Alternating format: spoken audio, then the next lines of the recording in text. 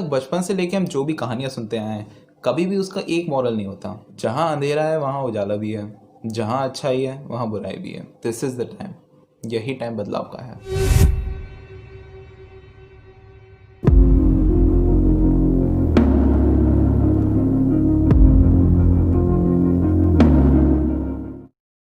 You really need to understand this. A positive mindset is everything. आप क्या बोलते हो, क्या सोचते हो, कैसे एनवायरनमेंट में रहते हो, इसी तरह के कई सारे ऐसे फैक्टर्स हैं जो आपकी इस पेड़-नुमा ज़िंदगी की जड़ें होती हैं। आज तक बचपन से लेके हम जो भी कहानियाँ सुनते आए हैं, कभी भी उसका एक मॉरल नहीं होता। हम लोगों को तो बता दिया जाता है कि मॉरल ऑफ द स्टोरी ये है, बट अगर इंसान अपने आप से सोचे उस पूरी कहानी के बारे में, तो कभी भी उसका कोई एक मॉरल नहीं होगा। वो इंसान की सोच पे निर्भर करता है कि उसको उस कहानी से क्या शिक्षा मिली या उसने क्या सीखा उससे। It's all about mindset. बचपन में पंचतंत्र की एक बहुत ही मशहूर कहानी आप सबने जरूर सुनी होगी, शेर और कछुए की कहानी। उसमें खरगोश ये सोचता है कि वो कछुए से तो बहुत तेज भागता है, तो वो आसानी से जीत जाएगा, उसे ओवर कॉन्फिडेंस है। और उसके बाद कछुआ वो क्या सोचता है, वो बस ये सोचता है कि उसे चलते आना है। उसे परवाह नहीं है वो कितना आगे निकल गया है, उसे बस इतना पता है कि उसे चलते आना है। उसका माइंडसेट अलग है, खरगोश का माइंडसेट अलग है। और बाद में क्या हुआ वो सब आपको भी पता है। जहाँ अंधेरा है वहाँ उजाला भी है, जहाँ अच्छाई है वहाँ बुराई भी है। इसी तरह से लाइफ में हमारे नेगेटिविटी और पॉजिटिविटी दोनों हैं। आप नेगेटिव भी सोचते हैं, आप पॉजिटिव भी सोचते हैं। जो इम्पोर्टेंट चीज़ है वो ये है कि इनका आपकी लाइफ में रेशियो क्या है। पॉजिटिव और नेगेटिव के रेशियो में हमेशा पॉजिटिव का रेशियो नेगेटिव से ज़्यादा होना चाहिए।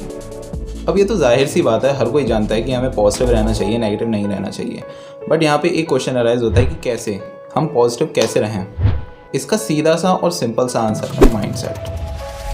आपका माइंडसेट ही वो ऐसी चीज़ है जो आपको आपके हर एक फेज़ में पॉजिटिव रहने में मदद करेगा। अगर मैं किसी और की बात ना करके अपनी ही बात करूँ तो ये अभी कुछ समय पहले की बात है, लॉकडाउन की बात है कि मैंने सोचा था कि मैं सुबह जल्दी उठूँगा। मैंने डिसाइड कर लिया था कि मैं सुबह जल्दी उठूँगा। मैं बहुत परेशान हो गया था कि मैं बहुत लेट उठता हूँ, जल्दी नहीं उठता। अपना नया दिन स्टार्ट करूँगा, जल्दी अच्छे से स्टार्ट करूँगा। तो मैंने डिसाइड कर लिया अगले दिन कि मैं सुबह जल्दी से उठूँगा। इवन मैंने अलार्म भी सेट कर दिया था, बट अनफॉर्चुनेटली मैं नहीं उठ पाया। आई पर्सनली बिलीव दैट कि मैं एक ऐसा इंसान हूँ जो कि छोटी छोटी बातों से काफ़ी कनेक्टेड फील होता है। एंड माइट भी मेरा वो सब चलता है वाला एटीट्यूड नहीं है, और इसी के साथ मेरे दिन की शुरुआत होती थी। अब आप ही सोच लीजिए कि एक ऐसा सिनेरियो बना के रख लिया है और उसके दिन कैसा जाएगा, क्या उससे वो अफेक्ट नहीं होगा? एब्सोल्युटली, मेरा दिन पूरा अफेक्ट होता था इसकी वजह से। बट कुछ दिनों के बाद मैंने ये रियलाइज़ करा कि नो, आई वॉज रॉन्ग। जल्दी उठना एक हैबिट है जो सडनली चेंज नहीं हो सकती, इसमें टाइम लगता है। उस दिन के बाद से अगर मैं फिर कभी भी लेट उठता तो मैं उस एक छोटी सी वजह से अपना पूरा दिन इफेक्ट नहीं होने देता।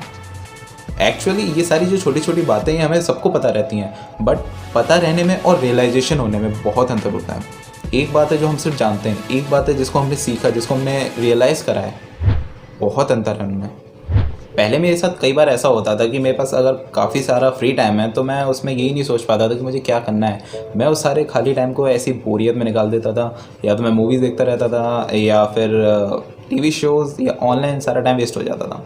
तब कोई आगे पता ही नहीं था कि इस टाइम को मैं कैसे यूटिलाइज़ करूँ। बस यूँ ही पड़े रहते सारा टाइम निकल जाता था। एंड आई एम श्योर ये आप लोगों के साथ भी होता होगा। एक बहुत ही इंपॉर्टेंट चीज़ यहाँ पर ये है कि आपके माइंडसेट में चेंज भी तभी आएगा जब आप अपनी गलतियों को रियलाइज़ करोगे और उनसे सीखोगे। ना कि कोई आपको बताए कि भाई ये तूने गलती करी है तो इसको सीख, इसको सुधार।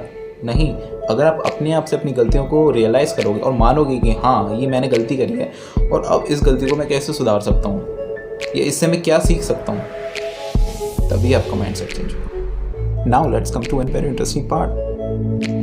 अगर आपके आसपास कोई भी पेन या पेपर है तो आप उसको उठा लीजिए।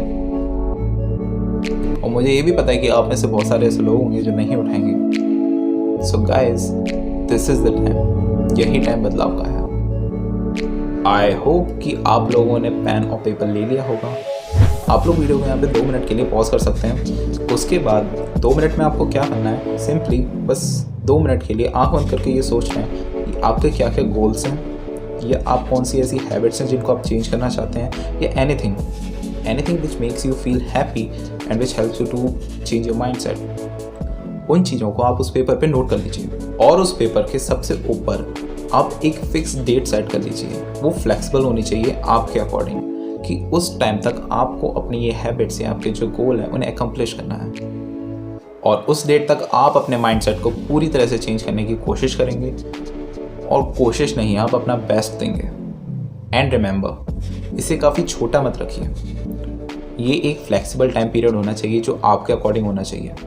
अगर आप इसको छोटा रखेंगे तो उसका कोई मतलब नहीं होगा। It should be flexible according to you, and you also know that good things takes time. और इस पेपर को किसी ऐसी जगह रखिए जहाँ पे आप इसे बार बार देख के इसे रिकॉल कर सकें, कि ये आपको रिमाइंड कराता रहे कि आपने एक ऐसा गोल बनाया था और उसे आपको अकम्प्लिश करना है। इन केस अगर आप इसे कंप्लीट नहीं कर पाते सो इसमें बुरा मानने की कोई बात नहीं है, और इसे छोड़ने की तो बिल्कुल भी ज़रूरत नहीं है। ये आपको दिमाग में बैठा लेना है कि अगर आपको फेलियर मिलता है तो इसका मतलब ये नहीं कि आप फेल हैं। आज से आप अपनी डिक्शनरी में failure word is equals to learning रख लीजिए, क्योंकि फेलियर हमारे लिए सिर्फ लर्निंग है और लर्निंग से बड़ा कुछ नहीं है। और ये याद रख लीजिए कि मुझे अगर फेलियर मिलता है तो मुझे उसे डर के या हार मान के बैठना नहीं है। I will treat that failure as a lesson. मुझे उस फेलियर को लेसन की तरह लेना है और उससे सीखना है। This is all about mindset. मैं कभी फेल ही नहीं हो सकता। या तो मैं जीतूंगा या तो मैं सीखूंगा। What's your mindset?